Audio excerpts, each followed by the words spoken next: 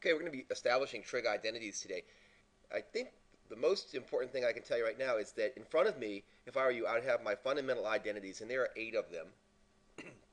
And they include the tangent and cotangent identities, the reciprocal identities, and the Pythagorean identities. And if you have that, the rest of it is relatively easy.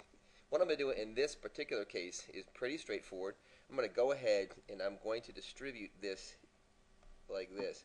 So we're going to have cosine squared theta times 1 is cosine squared theta plus cosine squared theta times sine squared theta over cosine squared theta, because this is the tan identity right here, isn't it?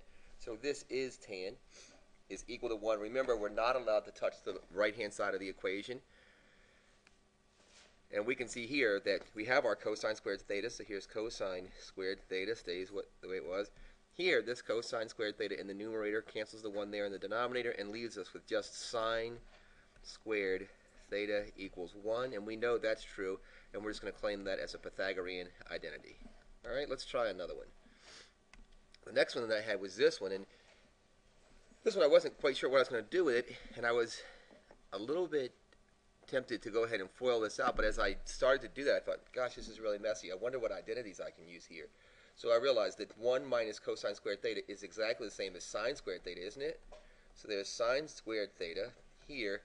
And then if you look at your Pythagorean identities, you can find that cotan squared theta plus 1, which is right here, is the same as cosecant squared theta, isn't it?